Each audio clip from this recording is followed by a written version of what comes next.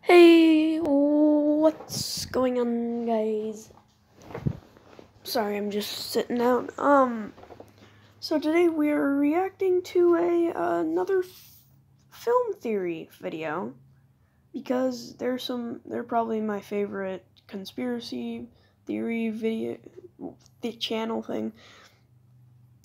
And today did Detective Pikachu prove Pokemon's greatest fans conspiracy? I don't know what this is about, but let's get into it. Alright, Pokemon HQ, let's take our most popular character, recreate him in loving detail, cast the internet's favorite voice of sarcasm, adhere to established canon, and drop in a lot of Easter eggs to fans of this series. Yep. Movie, I choose you! Meanwhile, over at Sonic HQ! Yeah, guys, let's do what they did, but change everything about the character, remove any ties to established lore, and send the whole thing to classic gangster rap. Come on, money. Hello, Internet! Welcome to Film Theory, the show that's kinda cringy when it tries to be funny, and at the end of the day is still endearing. Just like Detective Pikachu. Hey, so based on the Internet's collective reaction, it seems like we finally got ourselves the first great video game movie of all time. Don't overcook it. It's fun. It's good. It's enjoyable. It's about as good as a live-action Pokemon film could be. I'd probably say it's the first watchable video game movie. Okay, dialing back phrase here. The first watchable video game movie of all time. Now, in all honesty, I saw it last night, and I have to agree, it was just a lot of fun. Nothing groundbreaking, but it was just a really... Spoiler warning if you haven't seen the movie. It confirmed a lot of things for me. Ryan Reynolds, still funny. Pikachu, still adorable. Mr. Mime, still probably creeping on kids tonight. But more so than any of that, Detective Pikachu seems to have provided the final pieces of evidence needed to confirm one of the longest running and coolest Pokemon theories that's been kicking around since the first generation of games way back in the 90s. In the process of solving the mystery of what happened to Tim Goodman's father, Detective Pikachu may have also just solved a much more important mystery, a case that's been open for over 20 years. A case whose solution has huge implications about the true nature of Pokemon. So pull out your magnifying glasses and put on that deerstalker cap, because we've got ourselves a case to solve. Our case begins with the video games. Way back in 1998, year when everyone thought they were king of the world and the height of mobile gaming was an 8-bit egg in your pocket named Tamagotchi. Little did we know then that we were in the middle of a revolution. The Pokemon Revolution. Generation 1. God. 150 cute little pocket monsters that would give rise to the highest earning media franchise of all time. Eat your heart out, Hello Kitty. 2 years earlier, in 1996, the world had been met with Pokemon's Red, Green, and Blue. But then came Pokemon Yellow in 1998, which contained one major change. Pikachu was now your starter Pokemon, just followed you around the overworld. That was pretty much it. Other minor changes were to make it feel closer to the hugely popular anime series at the time, like Gym Leader Giovanni using a Persian, or characters like Jesse James replacing generic Team Rocket grunt appearances. But other than that, it was just the original games all over again. Or was it? You see, there was one other very subtle change made in Pokemon Yellow. In the course of your journey across the Kanto region, you visit a place called the Pokemon Mansion on Cinnabar Island. A massive building filled with rubble. Scattered throughout it are journal entries referencing the discovery of Mew in the journals of Diana, and the subsequent creation of the ultra-powerful, ultra-violent Mewtwo. The wreckage around the mansion is the game's way of telling us that he was created here and later escaped. Something that later games, in particular the recent Let's Go Pikachu and Eevee series, makes a lot more explicit. You eventually find Mewtwo in the Cerulean Cave where he can finally be caught. But here's the important change. In Pokemon Yellow, a new wild Pokemon can be found roaming the halls of the mansion. Ditto, the transformed Pokemon. A little blob of purple goo unique for its ability to shapeshift using DNA. As his Pokedex entry says, capable of copying an enemy's genetic code to instantly transform itself into a duplicate of the enemy. Seems like it's just a minor shift in spawn locations, right? Maybe. It seemed to many to be more than just a coincidence that a genetically based Pokemon would appear in an area where Mewtwo was being created using genetic experimentation. Perhaps there was a way that Ditto was connected to both Mew and Mewtwo. Maybe, Makes sense. just maybe Dittos were the failed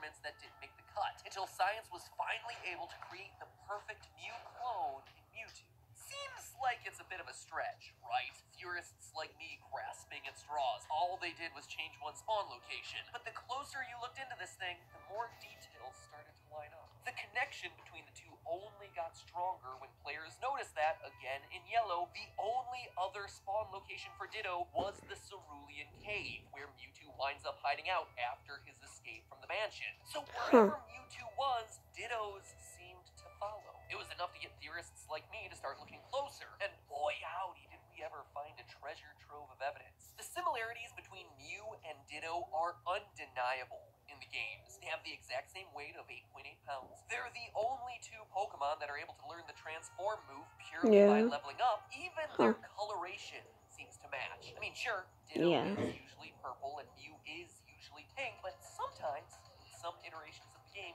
Mew is purple, and sometimes in some iterations of the games, Ditto is pink. And in Detective Pikachu, the Ditto was definitely much more in the pink spectrum. But there is no denying that all the time, both Ditto and Mew have shiny forms that are both the same shade of light blue. And this is all just the superficial stuff. If you dig further into the game's data, even the numbers tell the story of how they're connected. Each Pokemon has base stats that govern their basic attributes like HP, attack, defense, speed, etc. Mew is a regular jack of all trades when it comes to his base stats. He has equal base stats across the board. If you look at Ditto's base stats, you'll find the exact same thing. Identical base stat distribution across the board. Now, all of Ditto's are 52% lower than Mew's, but it's exactly 52% for all 6 of the main stats. The distribution of those statistics is identical. It's almost as if Ditto were a weaker I used to have a Mewtwo card. Never knew what happened to it. Ditto isn't Mew, it's an imperfect copy. It's the result of failed cloning experiments. Cloning experiments that eventually give rise to Mewtwo and leave the little pile of gooey DNA Ditto over there in the corner, wandering around looking for stuff to do.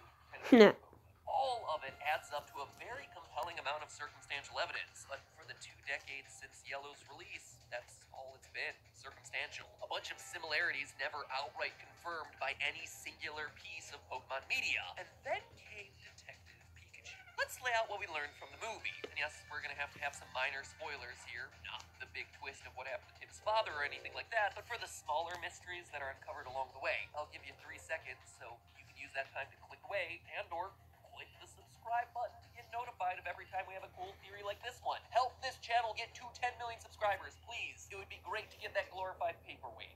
All right, You're at 7 mil, so go subscribe. Within the movie, it's mentioned that Mewtwo is a genetically altered clone of the ancient Pokemon Mew, confirming everything that we just talked about. But the movie goes one step further. They explicitly say that Mewtwo disappeared from the Kanto region 20 years ago. Now, the Kanto region is where the first games took place and where the anime began. Interesting coincidence, but nothing earth-shattering. It's that 20 years detail that really matters. You see, Detective Pikachu is coming out just over 20 years after the release of the Generation 1 games, and exactly 20 years after the release of Pokemon Mewtwo Strikes Back, the first ever Pokemon movie, which was all about, you guessed it, Mewtwo's escape. It's all connected, and that's not even speculation. It is something outright confirmed by the screenwriters in an interview they did with Polygon. Quote, the implication, which the screenwriters confirmed to Polygon, is that this is the same Mewtwo from the canon universe. End quote. I mean, I gotta quibble with them saying the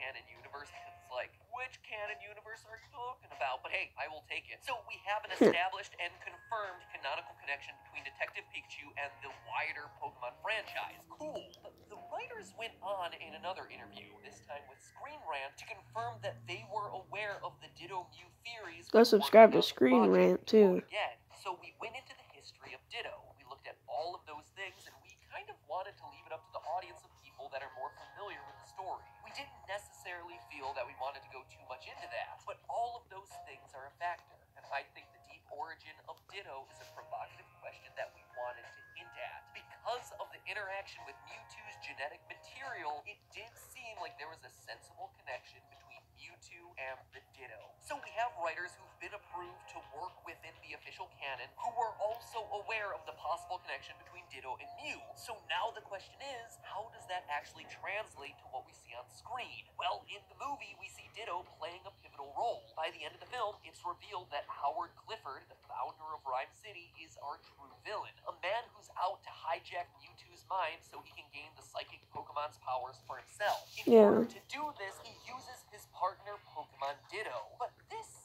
isn't any ordinary Ditto. You see, Howard's Ditto has the ability to transform at will, and in the film's climax, we see him do exactly that. He transforms into a Machamp to beat up Tim, then transforms into a Cubone to give him a few knuckle taps to knock him off a building, and later transforming into a raging Charizard. Heck, his Ditto can even transform into humans, which is a whole other discussion for another day. All of these behaviors, though, directly conflict with what we know about a normal Ditto's abilities. We're told repeatedly throughout the animes and video games that Ditto can only copy things it sees. In gameplay terms, this means that Ditto can't just transform into any random Pokemon, it always has to copy whatever enemy it's facing. But this isn't just a gameplay mechanic. It is something that's a part of this wider franchise's canon as established via various Pokedex entries. Ruby and Sapphire, Emerald, Diamond and Pearl, Black and White. Ditto rearranges its cell structure to transform itself into other shapes. However, if it tries to transform itself into something by relying on its memory, this Pokemon manages to get details wrong. A Ditto rearranges its cell structure to transform itself. However, if it tries to change based on its memory, it will get details wrong.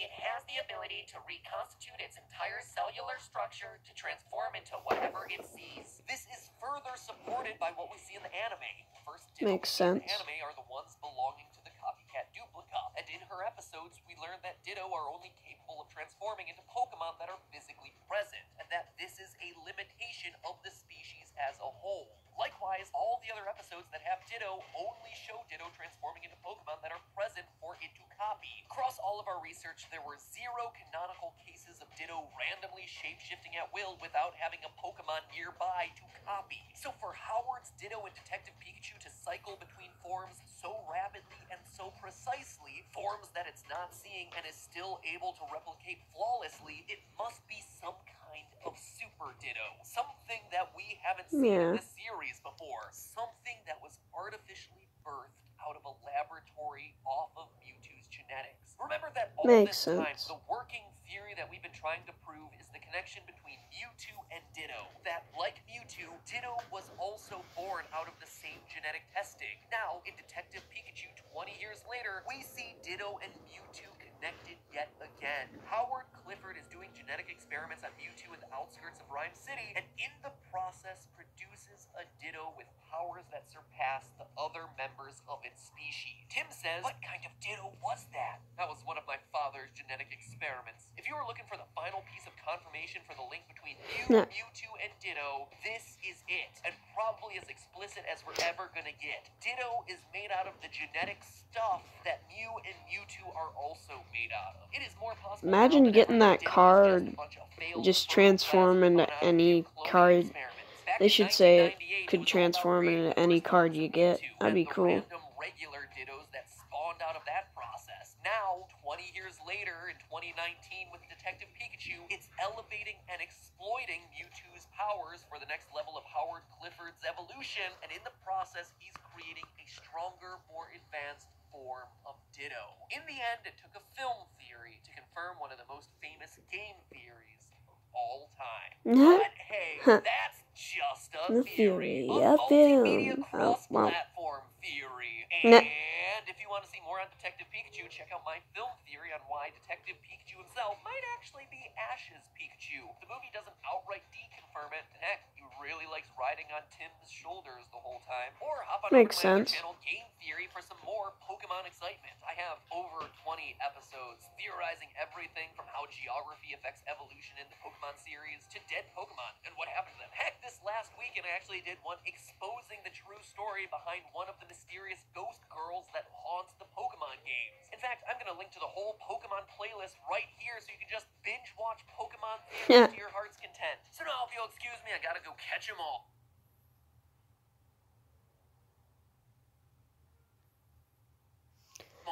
Catch all the other big release movies that hit in like a 1-month span. Well, I hope you guys enjoyed the video. If you did, make sure you smack that like button. Subscribe if you're new, and turn on post notifications because I post a video almost every single day, sometimes even 3 times a day. So, anyways, guys, I'll see you in the next video. Bye.